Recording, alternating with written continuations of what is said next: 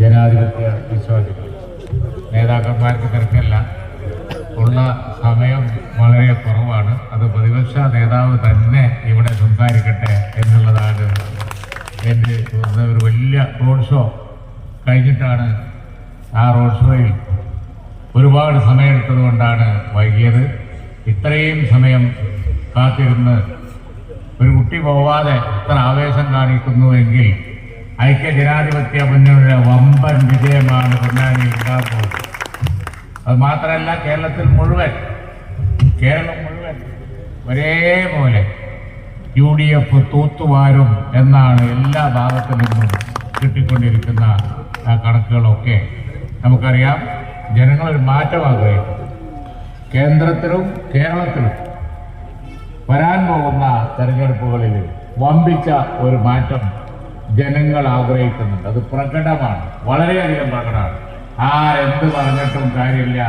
ഈ ഗവൺമെന്റുകളെ മാറ്റി ഇന്ത്യ മുന്നണിയും UDFും ഒക്കെ തന്നെ വന്ന് നാടിന് ഐശ്വര്യത്തിലേക്ക് നയിക്കുന്ന ഒരു സ്ഥിതി ഉണ്ടാവും എന്ന് നമുക്കൊക്കെ നല്ല ഉറപ്പുണ്ട്. എല്ലാവിധ അഭിവാദ്യങ്ങളും അർപ്പിക്കുന്നു. പ്രതിപക്ഷ നേതാവിന് വേണ്ടി ഞാൻ വഴിമാറുന്നു.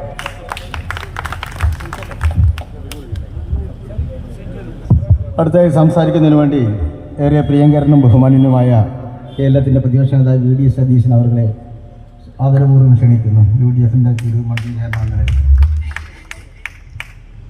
ഏറ്റവും നമ്മുടെ അധ്യക്ഷൻ C ജനാർദ്ദനൻ, നമുക്കെല്ലാം അഭിമാനമായ മുസ്ലിം ലീഗിൻ്റെ ജനറൽ സെക്രട്ടറിയും പ്രതിപക്ഷ ഉപനേതാവുമായ PK കുഞ്ഞാലിക്കുട്ടി സാഹിബ്, പ്രിയപ്പെട്ട നമ്മുടെ MLA, CDCC പ്രസിഡന്റ്, പ്രിയപ്പെട്ട C രംഗത്താണി, C അജയമോഹൻ ഉൾപ്പെടെ വേദിയിലും സദസ്സിലുമുള്ള ഏറ്റവും ബഹുമാന്യരായ നേതാക്കളെ, സഹപ്രവർത്തകരെ, സുഹൃത്തുക്കളെ,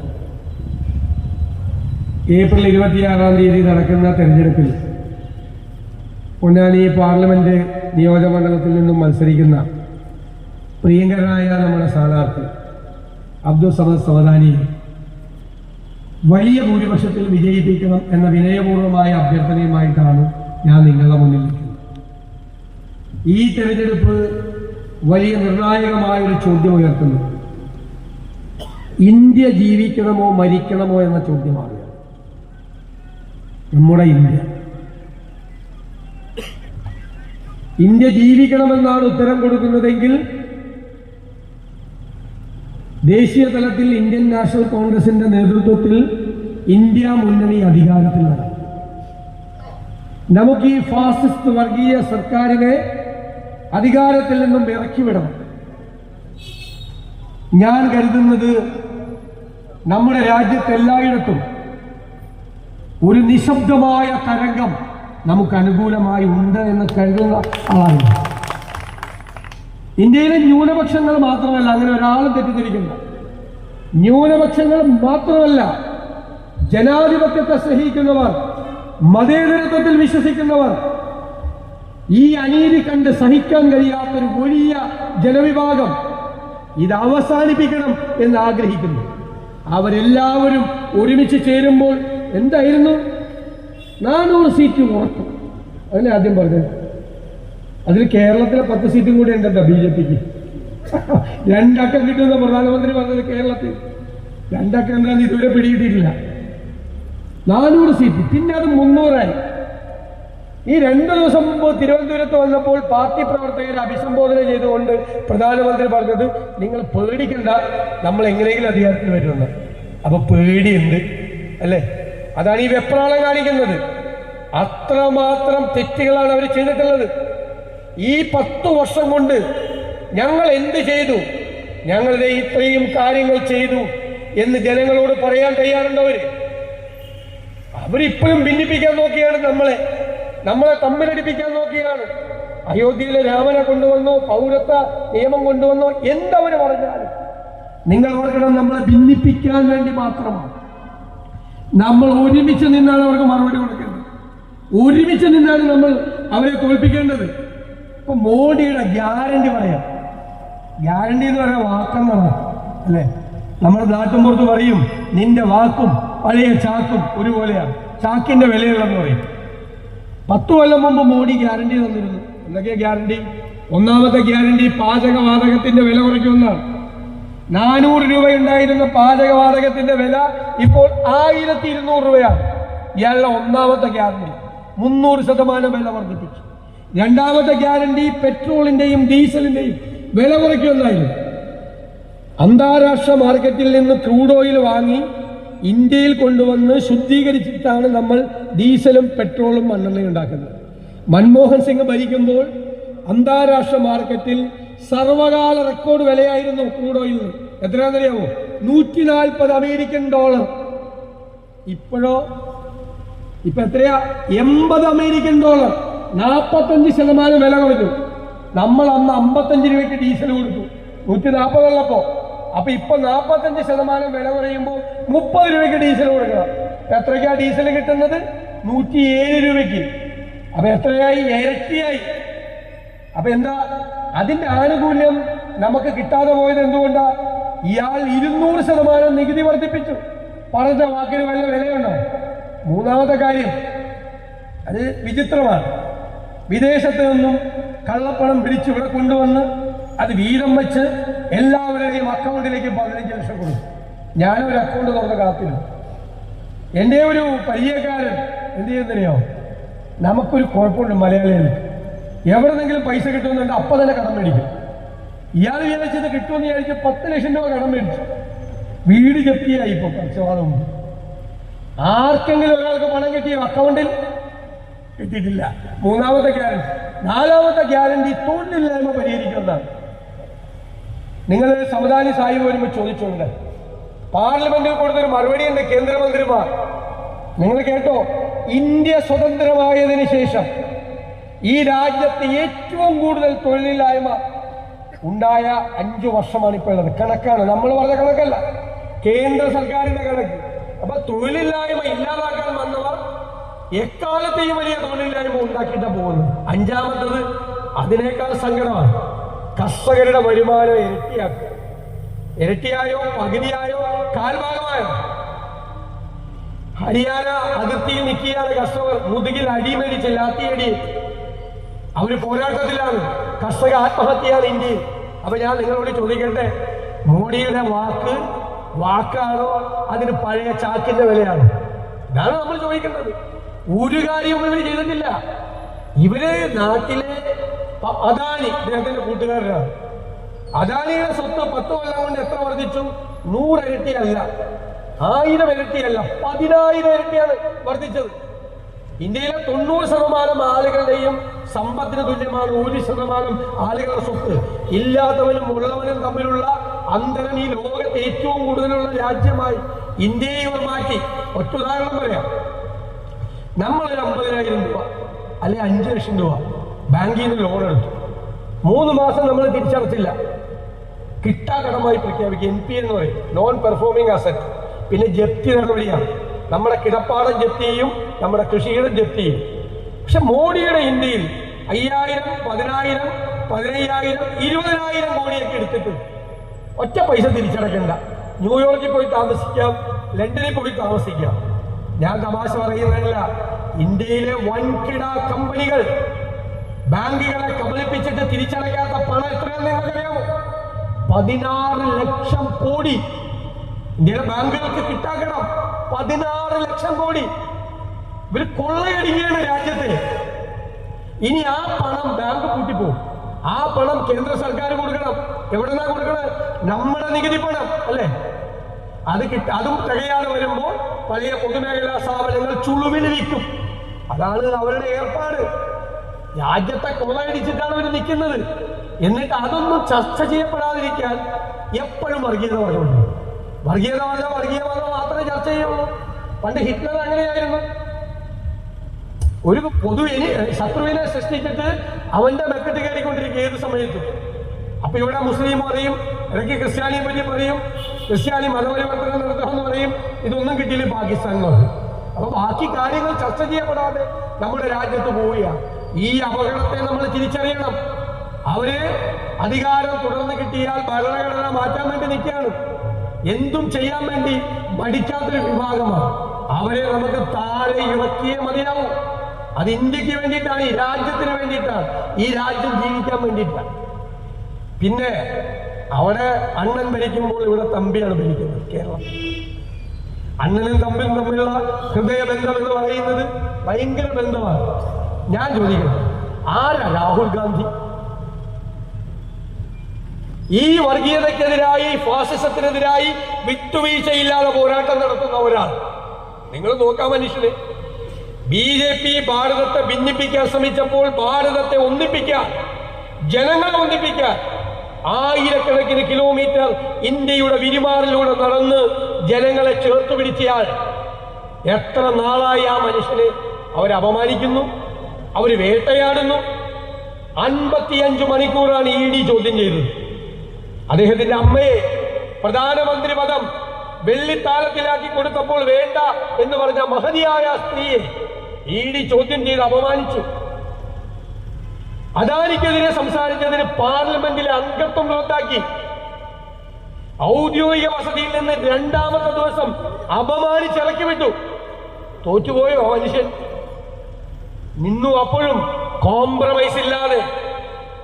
ഇതൊന്നും തനിക്കൊരു പ്രശ്നമല്ല, താൻ പോരാടുമെന്ന് പറഞ്ഞ് നിൽക്കുകയാണ് മനുഷ്യൻ ഇപ്പോഴും. ഇന്ന് ഈ രാജ്യത്തിന്റെ മുഴുവൻ പ്രതീക്ഷയാണ് വർഗീയ ഫാസിസ്റ്റ് വിരുദ്ധ പൊളിറ്റിക്കൽ പ്ലാറ്റ്ഫോമിന്റെ മുഴുവൻ പ്രതീക്ഷയുമായി, സ്നേഹമായി ആ മനുഷ്യൻ നിൽക്കുകയാണ് എല്ലാവരുടെയും. ഞാൻ ചോദിക്കട്ടെ, കഴിഞ്ഞ 35 ദിവസമായി കേരളത്തിലെ മുഖ്യമന്ത്രി ഒരേ എഴുതി തയ്യാറാക്കിയ സാധനം തന്നെ പത്രസമ്മേളനത്തിലും പറയും, പ്രസംഗത്തിലും പറയും. ഒരേ ടെക്സ്റ്റ്, ഒരേ വാചകം. ഈ 35 ദിവസം അദ്ദേഹം ആർക്കെതിരെ പറഞ്ഞത്? രാഹുൽ ഗാന്ധിക്കെതിരെ, കോൺഗ്രസിനെതിരെ, UDF-നെതിരെ, BJP-ക്കെതിരെയല്ല പറയുന്നത്. അവര് തമ്മിൽ സ്നേഹത്തിലാണ്. അവര് തമ്മിൽ ഒരുപാട് ഇടപാടുകളുണ്ട്. ഇപ്പൊ SNC ലാവലിംഗ് കേസ് 6.5 കൊല്ലമായി സുപ്രീം കോടതിയിൽ ഇരിക്കുക. 60 പ്രാവശ്യം മാറ്റിവെച്ചു. 60 പ്രാവശ്യം കേസെടുത്ത CBIയുടെ വക്കീൽ വരില്ല, കേന്ദ്ര ഗവൺമെന്റിന്റെ വക്കീൽ വരില്ല. അടുത്ത മാസം കേസ് വെച്ചിട്ടുണ്ട്.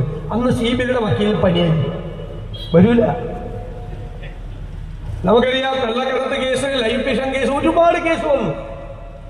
രാഹുൽ ഗാന്ധി പറഞ്ഞതല്ല, രാഹുൽ ഗാന്ധി പിണറായി വിജയനെ അറസ്റ്റ് ചെയ്യണമെന്നല്ല പറഞ്ഞത്. അത് അവര് വളരെ വാദമുണ്ടാക്കി. രാഹുൽ ഗാന്ധി പറഞ്ഞത്, നിങ്ങൾ എന്തിനാണ് എന്നെ കുറിച്ച് പറയുന്നത്? നിങ്ങൾ എന്നെ കുറിച്ച് പറഞ്ഞോ, കുറച്ച് സമയമെങ്കിലും നിങ്ങൾ മോഡിയെ കുറിച്ച് പറയണ്ടേ? മോഡിയെയും സംഘപരിവാറിനെയും എതിർക്കുന്ന എല്ലാ നേതാക്കളെയും, എല്ലാ രാഷ്ട്രീയ പാർട്ടികളെയും അവർ വേട്ടയാടുകയാണ്. നിങ്ങൾക്കൊരു നോട്ടീസ് പോലും ED കൊടുത്തിട്ടില്ലല്ലോ ഇതുവരെ. കൊടുത്തിട്ടുണ്ടോ? കൊടുക്കൂല. ഇനി നിങ്ങൾക്ക് എന്തെങ്കിലും സംശയം ഉണ്ടെങ്കിൽ നമ്മുടെ ചിറ്റപ്പം വന്ന് എല്ലാം ക്ലിയറാക്കി തന്നു.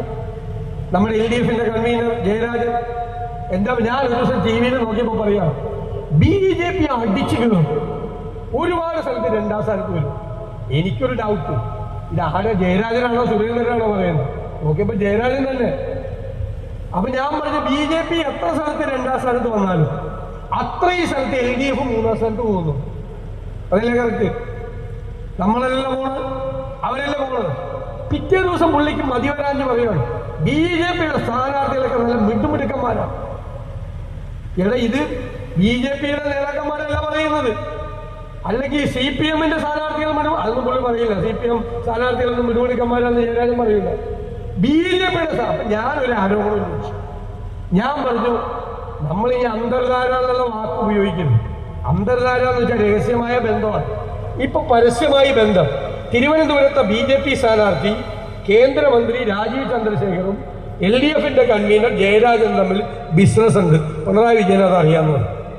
അപ്പൊ ഇവര് രണ്ടുപേരും വന്നു പറഞ്ഞു. എന്താ പറഞ്ഞത്? രണ്ടുപേരും നിഷേധിച്ചു. ജയരാജൻ പറഞ്ഞു, എനിക്ക് അങ്ങനെ ഷെയർ ഉണ്ടെങ്കിൽ, എൻ്റെ ഭാര്യയ്ക്ക് ഷെയർ ഉണ്ടെങ്കിൽ അത് സതീശൻ തന്നേക്കാന്ന് പറഞ്ഞു. എനിക്കൊരു അബദ്ധം പറ്റി, ഞാൻ വേണ്ടാന്ന് പറഞ്ഞു. അത് കിട്ടിയിരുന്നെങ്കിൽ ഇപ്പോൾ ഈ ഇലക്ഷൻ കമ്മിറ്റിക്കൊക്കെ കൊടുക്കായിരുന്നു. ഒരാഴ്ച കഴിഞ്ഞപ്പോൾ ജയരാജൻ വന്ന് പറയും, എൻ്റെ ഭാര്യയ്ക്ക് ഷെയർ ഉണ്ട്, നിങ്ങൾക്ക് എന്താണ്? എനിക്ക് തരണ്ടല്ലേ? ശരിക്കും നേരത്തെ പറഞ്ഞല്ലേ, ഉണ്ടെങ്കിൽ തരാന്ന്. രാജീവ് ചന്ദ്രശേഖർ എന്ന് പറയാണ്, എന്താ പറഞ്ഞത്? ഞങ്ങൾക്ക് ബിസിനസ് പാർട്ട്ണർഷിപ്പ് ഉണ്ട്, നിങ്ങൾക്ക് എന്താണ്? ഞങ്ങൾക്ക് ഒരു കുഴപ്പമില്ല, പക്ഷെ നിങ്ങളിപ്പോ ഇങ്ങനെയാണ്, ഒരുമിച്ചാണ്. ഞാൻ പറഞ്ഞു, ഇന്നലെ പ്രധാനമന്ത്രി ഡൽഹിയിൽ നിന്നൊരു പ്രസ്താവന, രാഹുൽ ഗാന്ധി ഉത്തരേന്ത്യയിൽ മത്സരിക്കാതെ വയനാട്ടിലേക്ക് ഒളിച്ചോടി. അവർ പറഞ്ഞോട്ടെ, അവരെന്നും പറയുന്ന പ്രധാനമന്ത്രി മത്സരിക്കുന്നത് ഗുജറാത്തിലല്ലല്ലോ, വാരണാസിയിലല്ലേ.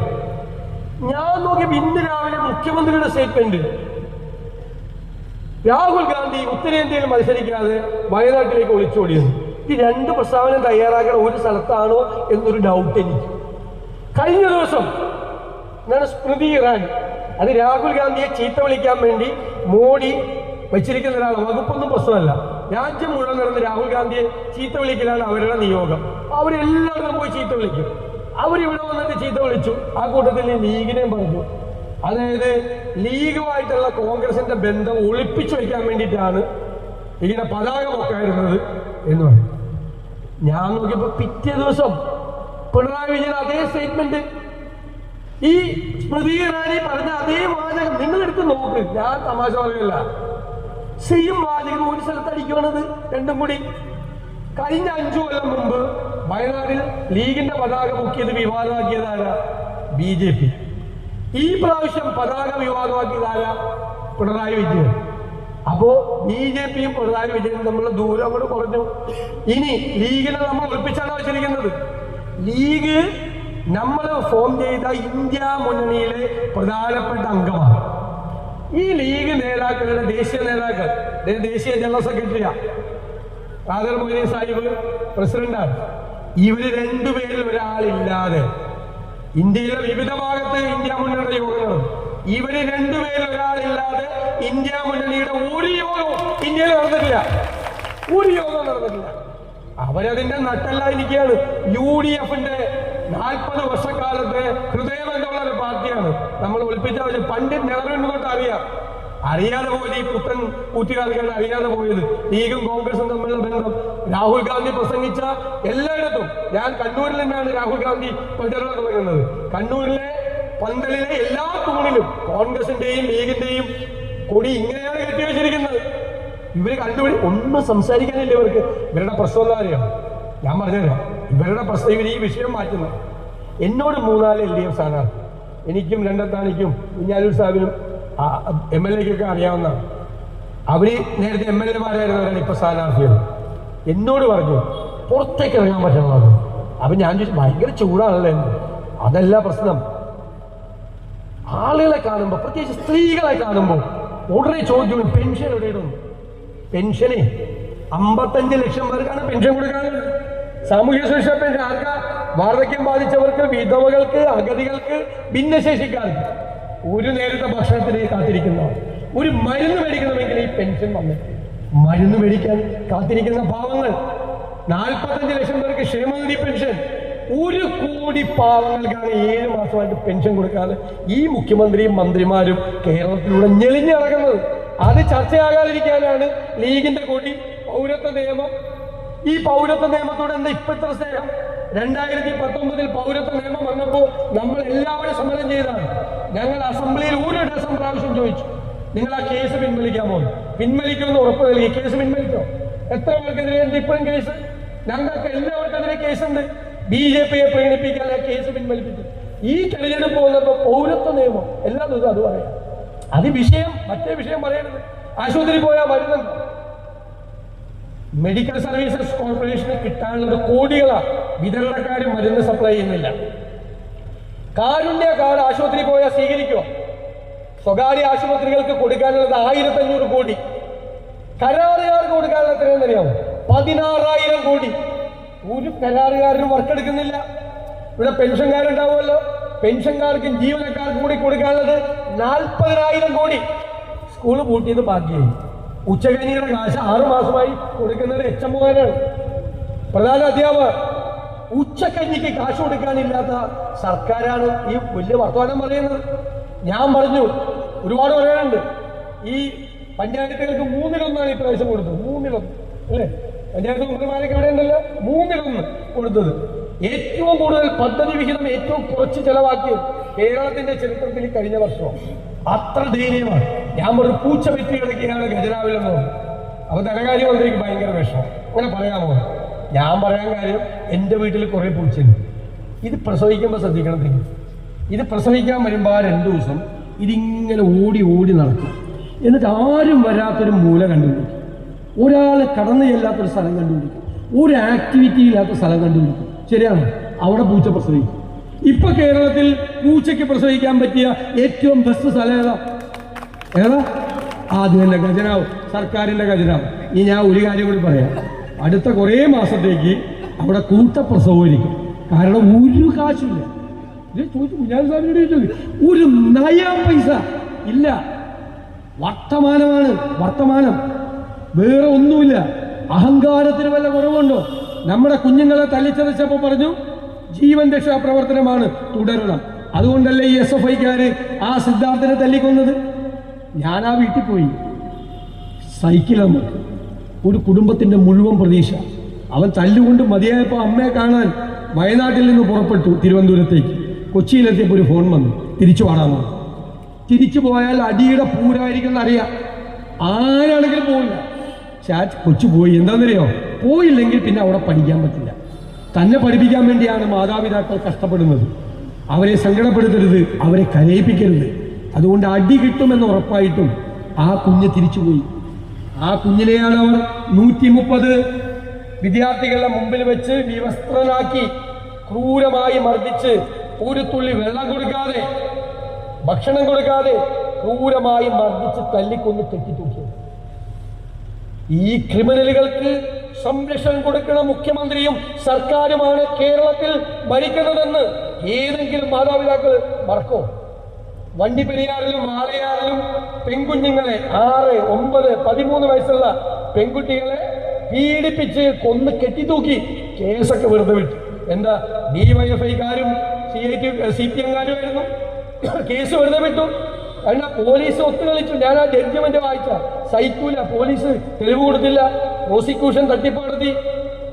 കാസർഗോഡ് റിയാസ് മൗലവി പാവം കുടകിൽ നിന്ന് വന്നതാണ്. 6000-8000 രൂപയ്ക്കാണ് ആ പള്ളിയിൽ ജോലി ചെയ്തിരുന്നത്. നിഷ്കളങ്കനായൊരു മനുഷ്യൻ. ഒരു കാര്യത്തിലും അദ്ദേഹം ഇടപെട്ടിട്ടില്ല, ഒരു സംഘർഷത്തിലുമില്ല. രാത്രി കയറി RSSകാർ കഴുത്തറുത്ത് കൊന്നു. നോക്കിയപ്പോ കേസ് വെറുതെ വിട്ടു. RSSകാരെ സഹായിക്കാണ് പോലീസും സർക്കാരും പ്രോസിക്യൂഷനും കൂടി. നമ്മളെ ചന്ദ്രശേഖരൻ, പഴയ റവന്യൂ മന്ത്രി, 1ാം പിണറായി എന്ന സഭയിൽ ഈ പ്രാവശ്യം ഇലക്ഷന് ജയിച്ചു വന്നു. 2021 RSSകാരെ ആക്രമിച്ച് കൈയൊഴിച്ചു. അദ്ദേഹത്തിന്റെ കേസ് കോടതിയിൽ വന്നു. 2 സാക്ഷികൾ CPMകാരൻ. അവർ കൂറുമാറി RSSന് അനുകൂലമായി സാക്ഷി വന്നു. ചന്ദ്രശേഖരൻ പൊട്ടിത്തെറിച്ചു. കേസ് വെറുതെ വിട്ടു. RSSകാരെ എന്തും നടക്കും ഈ സംസ്ഥാനത്ത്, എന്തും നടക്കുന്ന സംസ്ഥാനമാണ്. ഞാൻ ദീർഘിപ്പിക്കുന്നില്ല, സമയം വൈകി. നമ്മൾ മത്സരിക്കുന്നത് ഫാസിസത്തിനെതിരെ, വർഗീയതയ്ക്കെതിരെ പോരാടി മോഡി ഭരണകൂടത്തെ താഴെ. ഇവരെന്തിനാ മത്സരിക്കുന്നത്? 540 അംഗമുണ്ട്, പാർലമെന്റ് അംഗങ്ങളുണ്ട്. CPM എത്ര സീറ്റിൽ ശരിക്കും മത്സരിക്കുന്നതെന്നറിയാം? 15 കേരളത്തിൽ, 2 തമിഴ്നാട്, 1 രാജസ്ഥാനിൽ, 1 ത്രിപുരയിൽ. ബാക്കി ബംഗാളിലൊക്കെ അറിയാതെ, നിങ്ങൾക്കറിയാതെ 5ാം സ്ഥാനത്ത് 6ാം സ്ഥാനത്തൊക്കെ പോകുന്നതാണ്. 19 സീറ്റിലാണ് ആകെ മത്സരിക്കുന്നത്. 540. എന്നിട്ട് പറയും മോഡിയെ താഴെ ഇറക്കുന്നതാണ്. ഞാൻ തലയെ കൈവച്ച് കഴിഞ്ഞ ദിവസം പ്രകടനപത്രിക ഇറക്കിയിരിക്കുകയാണ് CPM. പ്രകടനപത്രിക ഇറക്കണത്തിന് ഞങ്ങൾ അധികാരത്തിൽ വന്നാൽ ഞങ്ങൾ ഇത്ര കാര്യം ചെയ്യും. 19 സീറ്റിൽ മത്സരിച്ചിട്ട് ഞങ്ങൾ അധികാരത്തിൽ എവിടെ? കേന്ദ്രത്തിൽ. തൊലിക്കെട്ടി സമ്മതിക്കുന്നുണ്ട്. പ്രകടനപത്രിക ഇറക്കിയിരിക്കുക. അവരെന്തിനാ ശരിക്കും മത്സരിക്കണം? ബാലൻ നല്ല ബാലനാണ്. ബാലൻ പറഞ്ഞു കാര്യം, ദേശീയ അംഗീകാരം നഷ്ടപ്പെടരുത്, കൊടി പോകരുത്, ചിഹ്നം പോകരുത്. അടുത്ത അസംബ്ലി ഇലക്ഷൻ ആവുമ്പോൾ കണ്ണൂർ ജില്ലയിലെ ധർമ്മടം മണ്ഡലത്തിൽ ഒരു ചുമരെഴുത്തുണ്ടാവും. ഇടതുപക്ഷ ജനാധിപത്യ മുന്നണി സ്ഥാനാർത്ഥി ശ്രീ പിണറായി വിജയൻ മരപ്പെട്ടി അടയാളത്തിൽ ഊട്ടില്ല. അത് വരാതിരിക്കാൻ വേണ്ടിയിട്ടാണ് അവർ ഈ പാടുവരുന്നത്. അല്ലാതെ മോഡി കീഴിയൊന്നുമല്ല, അതൊക്കെ അഡ്ജസ്റ്റ്മെന്റാണ്. മോഡിയെ താഴെ ഇറക്കാൻ ഇവർ മത്സരിച്ചാൽ മതിയോ? നമുക്ക് ഒറ്റ ചോദ്യമുള്ളൂ. കോൺഗ്രസിനെയും രാഹുൽ ഗാന്ധിയെയും വിമർശിക്കുന്നവരോട് ഒറ്റ ചോദ്യം: വർഗീയ ഫാസിസ്റ്റ് വിരുദ്ധ പൊളിറ്റിക്കൽ പ്ലാറ്റ്ഫോം മൈനസ് കോൺഗ്രസ് ദേശീയതലത്തിൽ എന്താ? കോൺഗ്രസ് ഇല്ലെങ്കിൽ എന്താ? കേരളത്തിൽ ഐക്യ ജനാധിപത്യ മുന്നണി 20 സീറ്റും നേടി അധികാരം ജയിച്ചു വരും. ഇതാണ് നമ്മുടെ ലക്ഷ്യം. അപ്പോൾ ഉജ്ജ്വലമായ ഭൂരിപക്ഷത്തിൽ സമദാനി സാഹിബിനെ വിജയിക്കും. പണ്ഡിത ശ്രേഷ്ഠനാണ്, പ്രഗത്ഭനായ വാഗ്മിയാണ്. എനിക്ക് അത്ര ഇഷ്ടമല്ല, എന്നെക്കാളും നന്നായിട്ട് സംസാരിക്കും. നല്ല വാഗ്മിയാണ്, എന്ത് കാര്യങ്ങളും സംസാരിക്കും. ജനകീയനാണ്, ഹൃദയാലുവാണ്, സാധാരണക്കാരൻ്റെ സങ്കടങ്ങൾ അറിയുന്ന ആളാണ്. എല്ലാ മനുഷ്യൻ്റെ അവകാശങ്ങൾക്ക് വേണ്ടി പോരാട്ടം നടത്തും. പാർലമെൻറ്റിനകത്തും പുറത്തും നന്നായി സംസാരിക്കും. നമ്മുടെ MP പ്രഗത്ഭനായ അബ്ദുൾ സമദ് സമദാനിയെ വലിയ ഭൂരിപക്ഷത്തിൽ, ഉജ്ജ്വലമായ ഭൂരിപക്ഷം വിജയിപ്പിക്കാൻ ഇനി വിശ്രമമില്ലാതെ എല്ലാ വോട്ടർമാരെയും പോളിംഗ് ബൂത്തിൽ കൊണ്ടുവരാനുള്ള നടപടികളുമായി നിങ്ങൾ മുന്നോട്ട് പോകണം എന്ന് വിനയപൂർവ്വം അഭ്യർത്ഥിക്കുന്നു. വളരെ വൈകിട്ടും കാത്തിരുന്ന നിങ്ങളോട് വൈകിയതിന് ക്ഷമ ചോദിച്ചുകൊണ്ടും കാത്തിരുന്നതിന് നന്ദി പറഞ്ഞുകൊണ്ടും ഞാൻ ഈ പൊതുസമ്മേളനം ഉദ്ഘാടനം ചെയ്തതായി അറിയിക്കുന്നു. നന്ദി.